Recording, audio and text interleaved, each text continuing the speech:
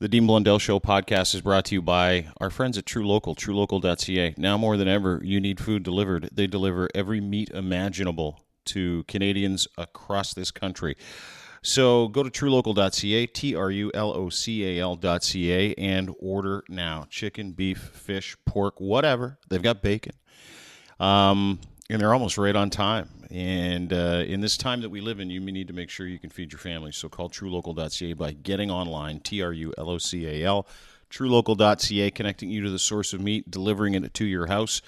Use promo code DEAN20. You get $20 off your first order if you order a regular box, and then 8 free chicken breasts. And True Local is doing everything they can to make sure that they get you their food. So make sure you call True Local by getting online today. Also, Ed at Ed's Fine Imports, edsfineimports.com. Again, he'll send you clothes. If you need to get out and buy some stuff and you can't, and you're locked in your house because of the big C, you need fresh underwear because you're running out and you were going to do that anyway. Ed's got the best in the world. It's called Gitch. It's its own branded underwear, and he will send you all the clothes you need. Just know your sizes. Go online. Shop online at edsfineimports.com and enter your email address. You get 15% off. Good deal. Let's start the podcast. You're listening to The Dean Blundell Show. Why buy local? When you shop with local businesses, you're spending your money on more than just the item you're buying. You're adding a building block to your neighborhood. It's a great feeling when we do good with the money we spend. Good things grow in Ontario. Hi, welcome to the Dean Blundell Show podcast. My name is Dean. As always, still in quarantine, TFN, which means till further notice.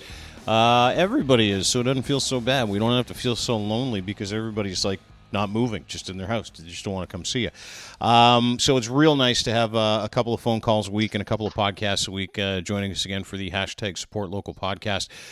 My co-host, owner of Smokes Poutineery, the founder, the man in plaid. Please welcome Mr. Ryan Smokin. Hey, buddy, how are you? Not bad, brother. How are you? Outstanding. Really happy you brought a great guest with you today, too. Unbelievable. Top dog, baby. Top dog coming at us. Is the chairman of the Canadian Franchise Association. Is that true, John? Are you the chairman of the Franchise Association? I am the chair. It is a volunteer role, but I've been the chair for 2 years. So is it as impressive if you volunteer as opposed to being asked to be the chair? I don't know. Yeah, that's a good question. I think probably a lot of volunteers probably say no to that role. I said yes. Mm-hmm. I love franchising. I love small business. I'm passionate about it. So for me, it made sense. And I mean, we'll get into it today, but there's never been a time that franchising and leadership in all of business is so important. So yeah, I'm happy to do it. How do you guys know each other, Ryan? Way far back. So I've been a member of the CFA, the Canadian Franchise Association, since my very, very first location. I wasn't even a franchise yet, technically. I was one unit large. And I remember my first CFA convention in Tremblant at the time, of all places. And I was only one big, and then met a lot of people through the CFA. And then met John because of obviously his deep role into the CFA since I've been a part of it, and from his past business. So I got introduced him early in the game, and he's just top dog. He's just on stage all the time. You got to respect this man, look up to him, and get the help. But these guys have all been my mentors since I even started the biz. Wow. Well, it's wild, Ryan. That was my second franchise conference. So I went my first one. I also joined the CFA when we didn't have a franchise. So I went there to learn franchising, and I think, I remember meeting you at the Montreal convention. We were kind of the up and comers in franchising. We're both kind of younger, both building brands that had some special sort of sauce to it. And I think I've always been a fan of yours, Ryan's, because you're like a radical nonconformist. I'm a radical nonconformist as well, and I would say I'm the button-up version of a radical nonconformist. I'm a little shy inside, but I think Dean, both of us built brands in the multi-hundreds of units and international. And I mean, Ryan, you can probably count on two hands how many entrepreneurs have actually done that in this country. So Ryan's part of this special little It's just it's rarefied air. So that's why what he does is so special and unique. So yeah, Dean, how come you don't give me a nice intro like that, Dean? Come on. I do. That's the nicest one I've ever had. It actually is. It is, and I'm pissed off about it, to be honest with you. I was sitting here thinking, oh, here we go. The stroke job starts before we even start the podcast. Yeah. It's supposed to work the other way around. Yeah, we do. Now, John of the Canadian Franchise Association, you co-founded Nurse Next Door Home Care Services. Is that correct? So yeah, I co-founded Nurse Next Door and built it. We're going back 19 years ago. And started off in really the basement of our house or my partner's house at the time, and we just saw a need to take care of the elderly in a radically different way than what was happening in the country. So we built that company, and 18, 19 years. So it's a global organization, one of the biggest franchise systems in the country, and I actually just sold. So in November, I sold the company, or sold my stake in it, and so now I'm just hanging out, helping entrepreneurs and small businesses get through this crisis. That's what a lot of people do, right? When they exit their day job or they build something, move on to the next thing. But not a lot of people do it like where they go, yeah, I'll volunteer, I'll help. Especially young guys, so that have been able to build a product and build something like yourself. There aren't many John Deharts out there that are young enough to be able to say, okay, I've built this company, it took me 18, 19 years, and now I want to help other people, and obviously a passion for it. I want to help other people that were in the same position I was, because I have a bit of a blueprint, or I might have something to offer other people. Well, it's wild. So I mean, it's pretty recent, and so when COVID-19 hit. We're going back in the beginning of March. I just started getting calls every hour. I was on the phone with some entrepreneur, some business owner, some franchisor, helping them solve their problems, solve their crisis, who to lay off, how many to lay off, how do you pay for rent, how am I going to survive? I mean, you had all of these entrepreneurs and business owners on the cliff, on the precipice. And so I found myself, I bet for 2 weeks straight, I was on the phone nonstop all day into the evening, just helping these individuals out. And I mean, for me, I can't. I mean, I'm in the position I can, and I love it. And what I found, Ryan, you'll appreciate this. What I found through that process, and I'm still doing it now, is it was so fun for me to help other people with their problems. Like, when you're a business owner, you're always having problems. Like, building a business is all about solving the problems, and when they're your own, you're knee deep into it. And so I solved my own problems for 18 years, and it was so easy and fun to not be emotionally attached, because I can just see right to the heart of it, get right to the root of what that person has to do, and so for me, that's fun. When you built Nurse Next Door, did you do it like, Ryan shows up with one store and he's at the Canadian Franchise Association? I don't even know how they let you in, to be honest with you. I don't know either. You're supposed to have like more than one store. You're like, yeah, I got. Well, how many franchises? Global domination with one store. I was screaming it from the beginning. You remember? I know you were. I remember vividly. That's why I loved them from the start. Did you have to lie on the application? Say, I got like 10. No, you just say it like it is. You're going in solo. You're ready to go. Yeah, well, it's just those who are looking to the future, right?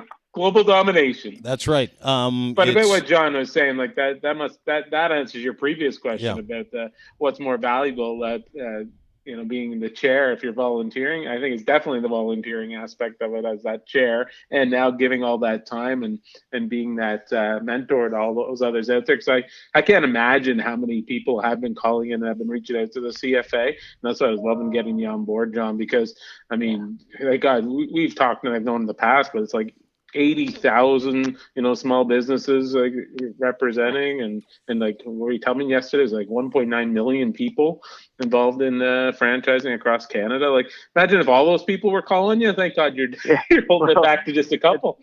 Yeah, it's funny, Ryan.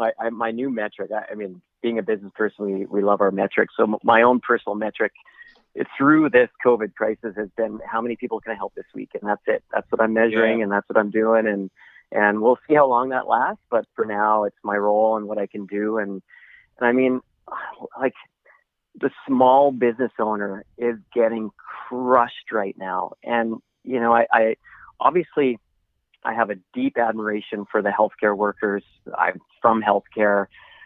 My mom was a nurse growing up, so I always admired nurses and healthcare workers. I remember being in kindergarten, and this girl, Savea, said she wanted to marry me when we were sharing stories in the circle that you do in kindergarten. And I'm like, no, I'm not going to marry you because I'm going to marry a nurse.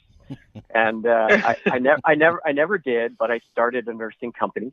And so I have a deep admiration, and my neighborhood is out every night clapping and cheering at 7:00. But man, are we ever, like, we're forgetting about the small business owner, and they're getting crushed right now. My heart goes out to any and all of them because of what they're going through. So Ryan, like the 80,000 small businesses, the franchises out there across the country that we represent. But I mean, there are 1 million small businesses in Canada. Like 7 out of 10 jobs in this country are due to small business. And so, you know, all you need to know from that is this is a really important sector. And that's why I think this whole buy local movement that you guys are doing. First with this podcast, I didn't get it because I know Dean, I'm from Vancouver, but you know, you're a sports guy. And the buy local didn't make sense, and now I get it. Like, this is so critical what you guys are doing, and so I'm thank you for that. I think it's awesome. There's my stroke job, Ryan. You got one, I got one. There you go. That's you giving back, Dean. That's you giving back to society right there. Yeah.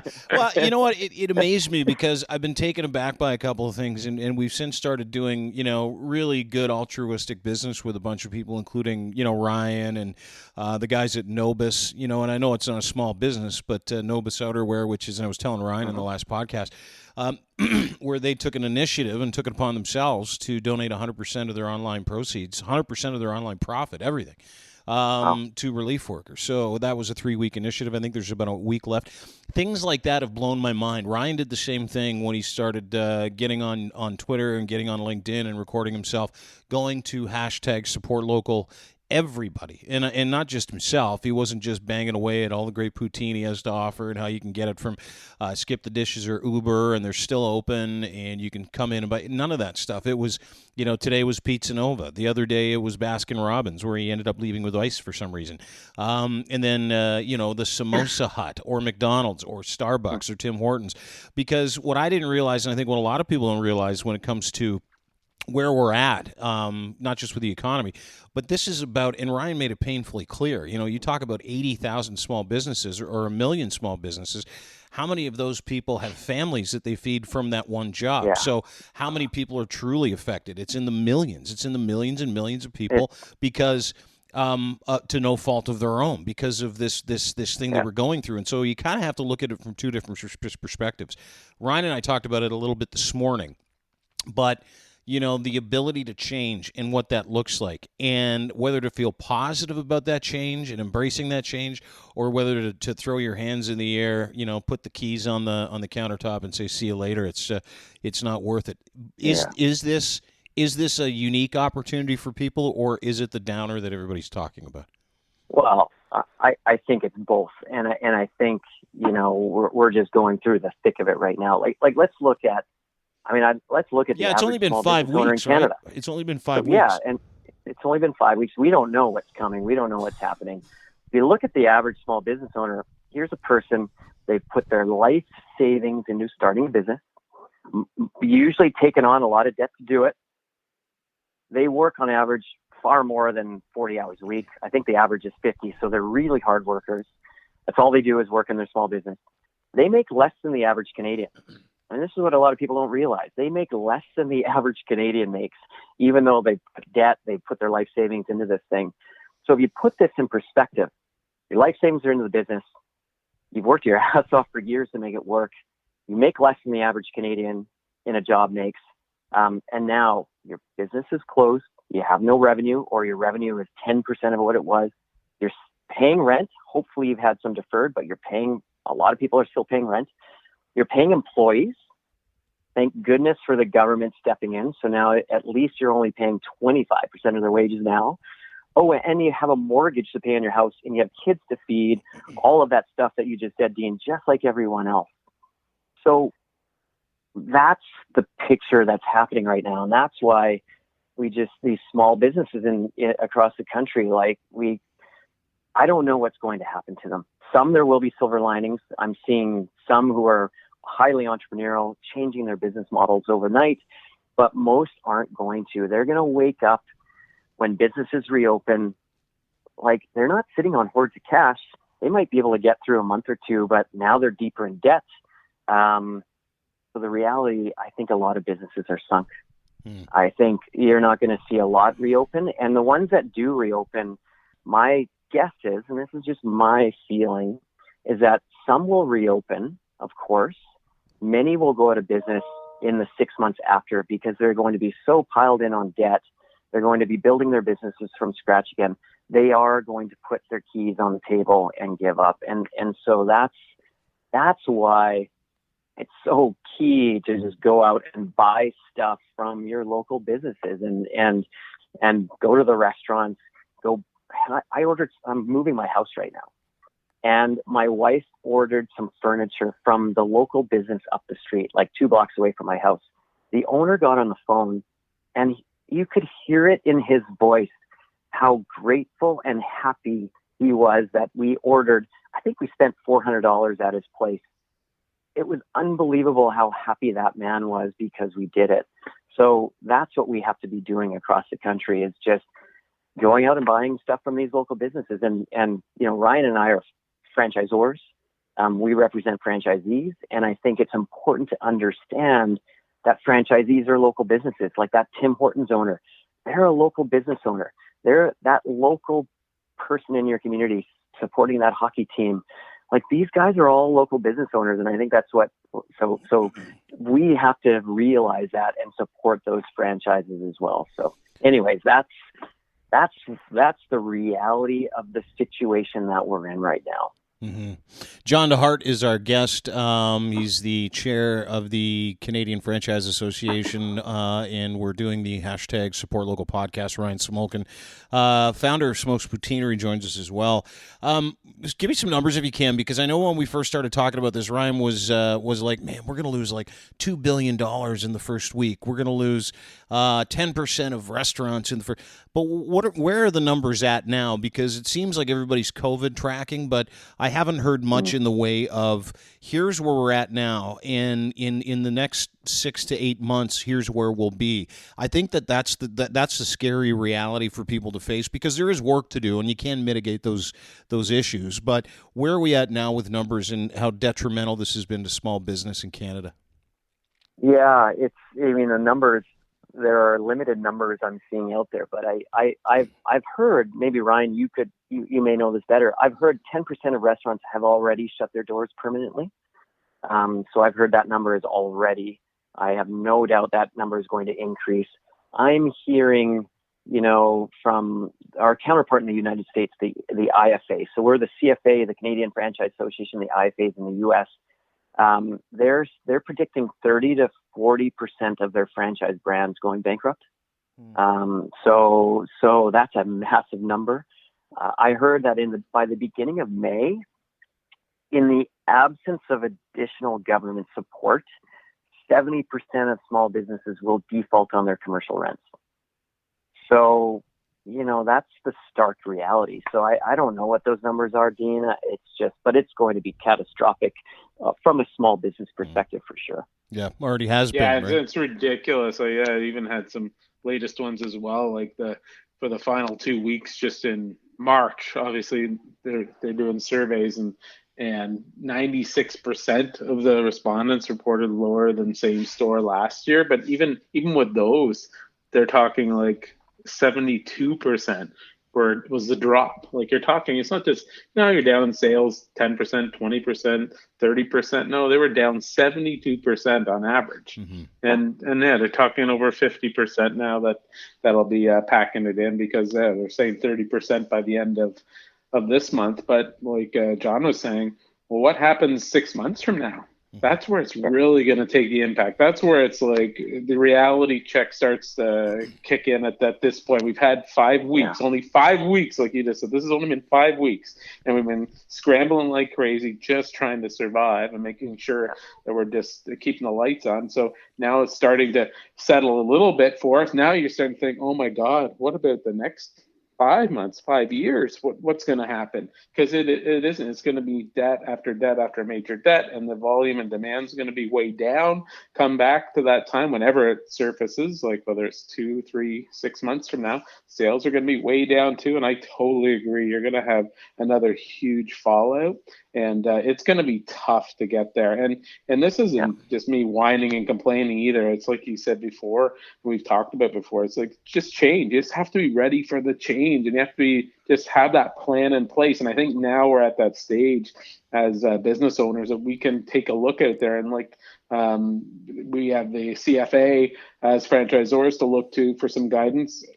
Ourselves as the franchisors are supposed to be that guidance for all of our franchisees and helping them sustain their business and stay open. But where is that going to be? You don't know. All you know is it's definitely going to be change, and you just got to be ready to embrace it and ready to turn that direction. And the key word being pivot that everybody's using right now. It's true. You got to be ready just to pivot on a dime and ready to move in a different direction and fast. But that's a la carte, right? Like you're talking about Smoke's Poutineery, or you're talking about Bowrings. Or, you know what I mean? Yeah. You're talking about very different industries that have to pivot. So, John, that would be a question for you. As we need to start having some success stories soon, what are these guys facing in regards to pivoting? What are they? What are people who own franchises or own small businesses, which make up the majority of our economy here in Canada? Like you're going to have to do that on an individual basis. If you're going to talk to people about what it is that their needs are, you need to know what the business is first. So, how do you do that? Like, how do you come up with, if someone came up to you and said, John Dehart, listen, you're the head of the CFA, fix my business. What do they do? What do you tell them? Fix it now. Just call me. So I've been doing webinars. We've been doing webinars at the CFA 3 or 4 weeks. Are those fun? Are those fun webinars? Awesome. Really? Because I've been invited to like 10 different webinars this last month, and I'm like, I don't know. It sounds weird. It's like a virtual conference. You know what I mean? And you know what's wild is that, so I don't know, I think at the CFA we have 700 members. So we represent 700 franchisors across the country. And I mean, honestly, we have 3 or 4 a week, and we're getting 200, 300, 400 people attend each webinar. So they're wildly popular, and it's just, they're timely. Like, so yesterday, we did a webinar. I hosted it on transformation and how to innovate during this time, because we all know, and this is the silver lining that will come out of this whole crisis, is there's always opportunity in crisis, and that's where innovation really happens. And I started off the webinar with a quote I heard. This question: who is responsible for your company's transformation? A, your CTO; B, your CEO; or C, COVID-19? And of course, the answer is COVID-19. And so when entrepreneurs have their backs against the wall, when the crap really hits the fan, that's where the real thinking happens, and it's a matter of survival. So it was a cool webinar to do, because I left so inspired after doing it, because you heard about these franchisors. So these are small businesses. The 3 franchisors I had on all had between 5 and maybe 20 franchisees. So they would be actually classified as small businesses themselves. And these guys were innovating overnight in their businesses, spending $50, spending $800 to completely change their business, drive revenue to their franchisees. And it's just, it's amazing when you start to see those stories and hear those stories and realize that this is one of the best business owners. This is one of the best entrepreneurs. They're forced to innovate and forced to figure stuff out. So you're going to see a lot of innovation happen over the next 6 months. And I mean, I think business has changed probably forever through this. And you're definitely going to, it's the silver lining, if there's a silver lining here. Yeah, but okay, so and I know that there are individual solutions for individual businesses and franchises and people. But a guy like Ryan, like where would you start? Like, what do you say? Do you go because again, not to keep saying this, but is it we talked about this morning? Is it do you downsize the size of your actual operations? Do you move to a different model? Do you diversify and sell something else? Like, there's no plan. These are all, kind of, and I wouldn't say pie in the sky dreams when it comes to pivoting or when it comes to reinventing your business, but you really have to be able to zero in on what those things are that you need to do right now. Yeah. So I mean, first and foremost, you got to make sure you're going to survive. So, my advice, and this is my personal advice when I get on the phone with an entrepreneur, you got to cut hard and deep. Like I know your employees are important to you. If your business doesn't survive, they won't have a job to come back to. So you got to put the company first in this situation, and you have to make sure that you can button down the hatch for the next 6 to 9 months. You have enough cash. You cut all of the costs you possibly can. So that's always the number one thing. What a shitty thing to say too, right? Totally, and you have to be a bit hardcore. Otherwise, right? Like your business will be over if you're not. So that's 100%, something that you just have to know. And I know, Ryan, you had to do that. You had to make those tough decisions. And I mean, as a business owner, we glamorize entrepreneurship so much in the media, and it shouldn't be, because, as business owners, it's the hardest thing you're ever going to do. I mean, I have no doubt, Ryan, as successful as you are, there were many nights when you woke up in the middle of the night, dry heaving off the side of your bed because you didn't know how you were going to pay your employees the next day. That's just part of the burden you take on as a business owner. But from there, right, like the examples I was listening to yesterday, it's really looking at your customer and understanding and knowing what they want, who they are, and how we could kind of pivot to make sure we're adding something to the customer that they want. So I don't know, you want a couple of examples that came out of yesterday? Yeah. Is that helpful? Please, yeah. Yeah. So, okay, there's this little... I'm a small business owner too, so I'm listening to this and I'm taking notes like I'm cheating. Yeah, the notepad. Yeah. It's like a personal webinar. Thank you.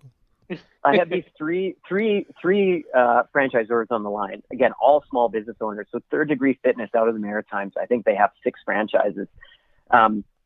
March 5th, every one of their gyms closed. And the gym business is probably the hardest business to be in because it isn't opening anytime soon.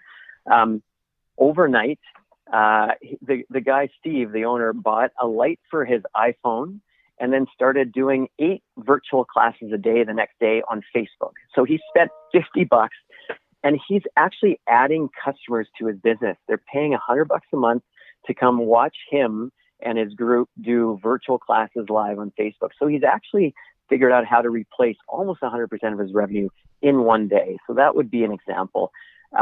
There's a painting business called Everline. They paint the lines on roads and fields and stuff. They have 11 franchises across Canada. Overnight, no business. I mean, you're not being hired to paint lines on roads. So John, the founder, started watching the news and he saw that, hey, sanitizing is becoming a really important part of this COVID crisis. So he took a week, rejigged his machines that paint these lines on the streets to spray sanitizer, called up all of his old customers to say, hey, wouldn't it be a smart idea if we sprayed down the bus, places where people wait for the bus in all the public areas? And all of his clients hired him back to do it. So he changed his business in a week, spent $800 to do it. I think that business will be bigger than his original business. There's a kid, there's a young kid who 5 years ago, maybe 6 years ago, on our Zor to Zor program at CFA, where it's franchisors being there to be a mentor of the younger franchisors. I was with John. I still talk to him all the time. And all of a sudden, I'm not his mentor anymore. He's mine, man. Look what that kid did. That's an unbelievable pivot right there, right? That is awesome. I was so proud of the kid. Totally. And then like Driver's Seat was the other one. And they're like a chauffeur and shuttle franchise. I think they're based in Waterloo. They probably have 15 to 20 franchisees in Canada. Their business shut down overnight, obviously. And then, one of their franchisees had this idea, well, why don't we help our clients get groceries from the grocery store and deliver them to their doors? And again, overnight, their business, they spent literally $0 to come up with that idea. They just looked at, what do our customers need at this time? And I mean, it's all of their business right now. Their franchisees are busy. I don't know if they're making money, but they're actually bringing in revenue. And again, that will be a part of their service ongoing. So those are just examples. You're seeing that all across Canada over and over and over. But again, it comes back to when we're in this crisis, and crisis does breed opportunity, but you have to be in the position to capture it. You have to have your business fortified. You got to make sure you're going to survive. And you got to do everything you have to do to survive. So. Fascinating. You know what we did for that, Dean? I know what we did? Sanitized your potatoes. Close, but yesterday was the infamous 420, right? So people had the munchies. So we threw in a free bag of chips with every order. for the munchies. We had a lot of thank yous for that. No rolling papers, no. No, I don't know what you're talking about. Just chips. Yeah, just chips. Well, that's good. I mean, you're doing something for the community, and there's lots of communities out there that need the exposure. John Dehart, the chair of the Canadian Franchise Association, Ryan Smokin, joins us as well, owner of Smokes Poutineery. It is the hashtag support local business, and we're talking about how people can get a leg up, how they can pivot, how they can try to do something differently, how they can, get to where they need to be in this time. And I find it interesting because I saw this ad on LinkedIn the other day, and at first I was turned off by it. But then I thought, well, you know what, it kind of makes sense. It's how to use COVID-19 in your marketing, number one, and then how to use COVID-19 as a means to an end, which is kind of what we're talking about. But, as raw as that sounds, and as selfish as that sounds, to me, those are the examples of people who have used that as an opportunity to be able to pivot and continue their business, because it's about the world that we live in now, right? Until we get a vaccine, which is 6 to 18 months away, depending on who you ask and what country they're from, and if that guy's name is Trump or not. But, we're 6 to 18 months away from vaccine, so we're not going back to normal anytime soon. Is that something you communicate to people that, listen, this isn't just a trend or a change that you need to make for the interim. This is something that might be a long-term thing that you need to identify and you need to embrace? For sure. You have to. Yeah. Yeah. I mean, we were all caught off guard when this happened. And I think business owners tend to have, bury their head in the sand a little bit and have, I don't know if most people wouldn't start a business if they weren't overly optimistic and a little bit delusional. So, the head gets in the sand. My message from the beginning was button down for the long haul. This is going to take a long time, and it's going to take a lot longer than we think. And because we don't know, I mean, if you look how at long what's do you happening think? right now, How long do you think this will take? So, here's the issue that's happening. So you have the medical community on one side that is all about mitigating risk, as they should be. And so, we're hearing things like, I have some pretty good connections into at least the BC government and medical community. And they're saying, I'm hearing things like, well, nothing's happening until the end of June. So nothing's opening, nothing's happening until the end of June. Then we'll have some kind of small opening we'll ease up on some of the measures. But the reality is we're not going to see that much change until we have a vaccine. So you have that side of the community in the world, and they're not wrong, they're right. Then you have the business side. And the clash is coming where the business side is saying, hey, I get it that we have to shut down. I get it that it's going to be a long time, but realize this is an economic disaster. And great, you can tell us that we're going to shut down for a year, and that's fine from a medical perspective, but that ain't going to cut it from the economic perspective. We could have as big of a crisis economically as we do medically. And you're having this whole undercurrent right now where this battle is looming. And, I'm hoping there are very smart people at the table who can see both sides of the coin and come up with some logical, rational way to kind of meet in the middle. But I mean, I'm seeing it. I'm in Young Presidents Organization. It's a group of business owners, bigger business owners that are under 45 in this country. Pretty powerful group all across the country, and the undercurrent that's happening is you can feel it, you can see it. It is going to come to a head. So we'll see what happens in Canada, but that's we're going to have to open up a little sooner than the medical community wants to. That's how I feel. And you know what? And I don't disagree. And I think that now that we've been through a month of this, as we've been talking about 5 weeks-ish, and we're getting ready to head into week 6, and at the end of it, it'll be 2 months.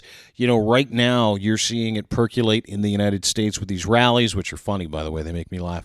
But crazy. part of it is I can understand. Like, I can understand that people want to go and do what they want to do. I can understand the freedom aspect of it. But the business aspect of it, the revenue aspect of it, the frustration that's growing from people that are saying, yeah, we don't have a problem with the medical community telling us what to do, but there will be nothing left if we don't go back to work soon. That is a huge conundrum right now. Huge. Yeah. We're talking about, this whole theme is buying local. So we're talking about that small business owner. These businesses live paycheck to paycheck. They have a good month of cash maybe in their doors to survive, and they just got a good $40,000 interest-free loan, thankfully, from the government. But they can't last that long. So it's all going to come to a head very soon if things don't change. Fascinating, isn't it? And it's not, it's not going to change anytime soon. It's like this slow boiling frustration that a lot of different business owners have, and I can say that personally too, because we had a couple of things pending. One of the things just kind of disappeared. It was like you couldn't find the person that we were doing business with after, because they were trying to, and I don't blame them either. That's the other thing, is that there's an understanding out there, and I've been amazed at the patience and the ability to wrap our heads around it as Canadians. Is that we really haven't seen an uprising yet. And I think this is now that we're all starting to kind of get a grip of what's happening and what's going on. And it's only been 5 weeks, as we pointed out, but it's still, it's been 5 weeks. There are companies that in 5 weeks will have one great week that'll keep them afloat for a month.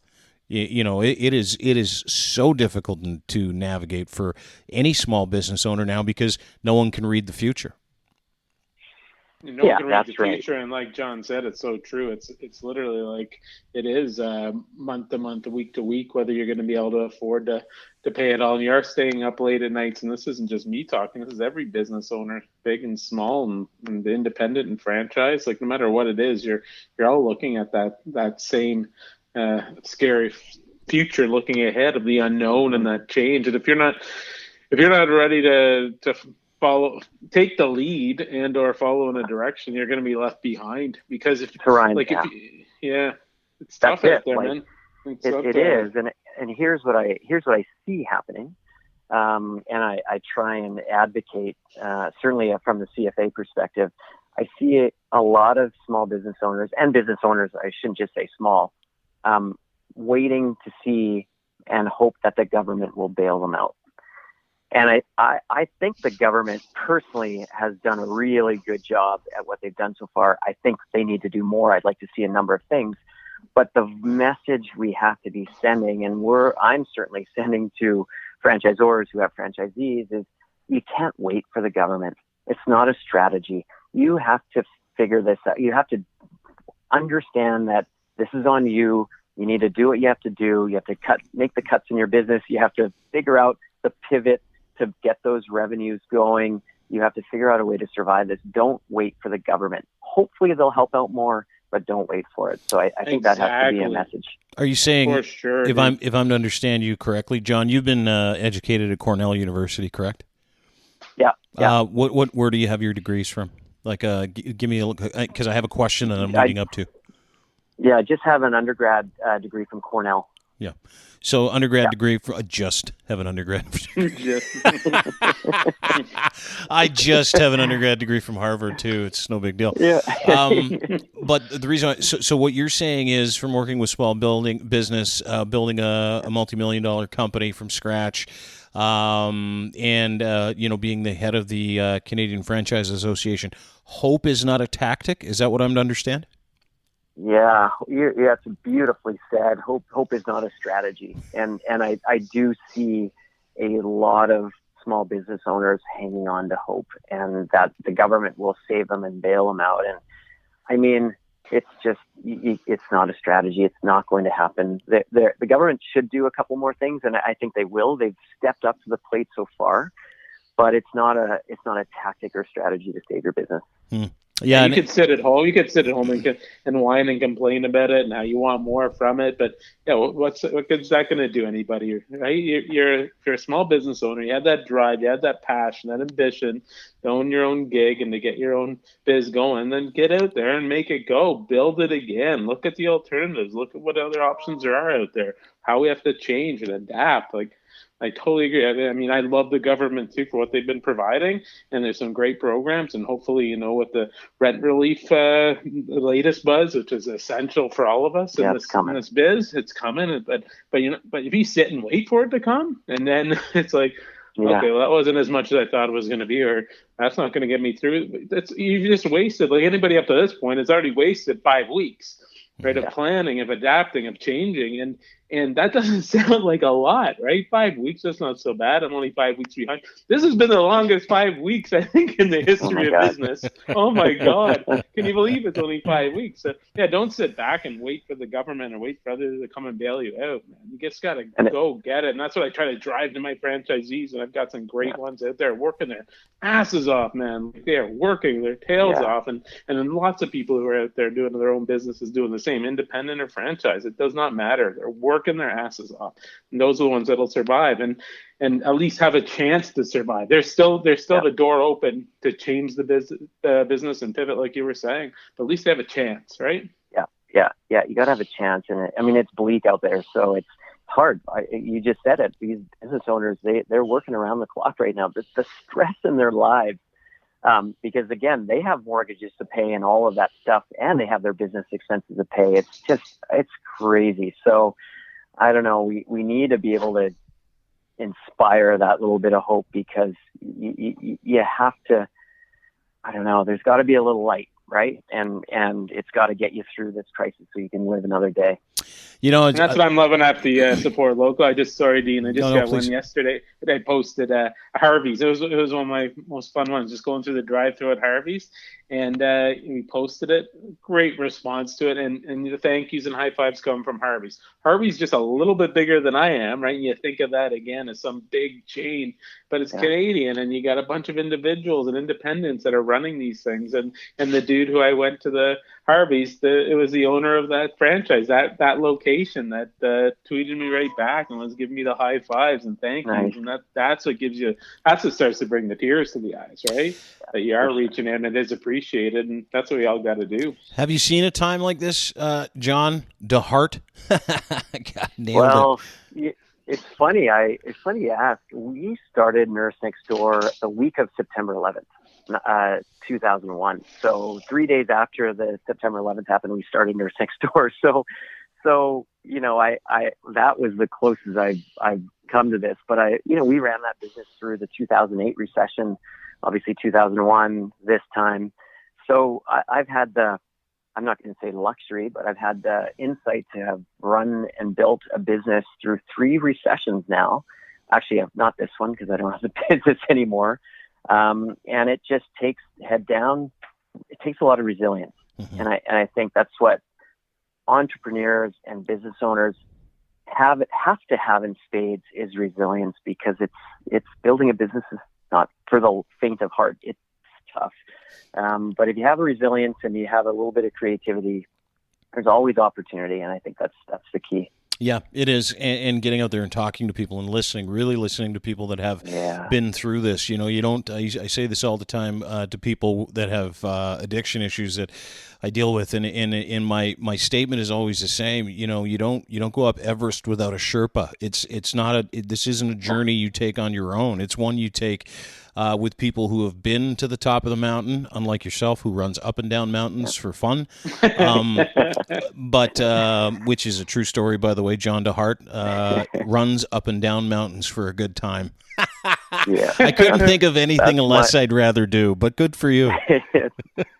That's my hobby. That's how I de-stress. I just pick a mountain, run up it, and the bigger the better. So, have you done Grouse Mountain yet?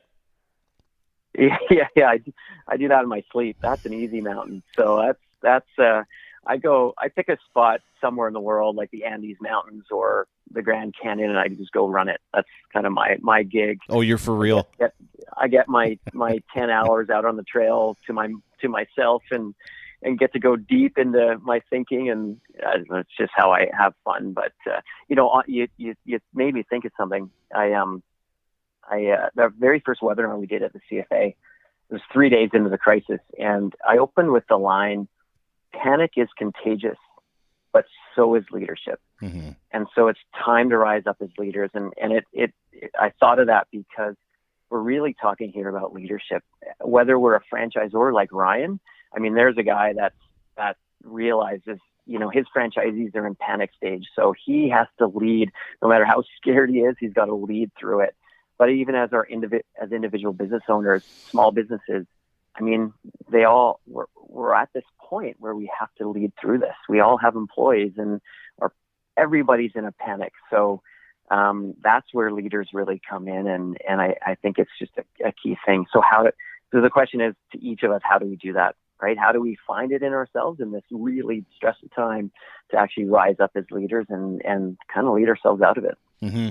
And that's one thing, and I think for anybody and this is a bottom for a lot of people, right? This is rock bottom for a ton of people, to no fault of their own, or through no fault of their own. But one thing that has sustained me and will sustain everybody that's in a position where you have to build something.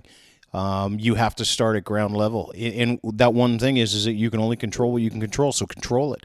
But control it by going out and doing the next right thing. Control it by making a phone call you don't want to make. And the one thing I will say this: it doesn't matter if it's business or if it's yourself.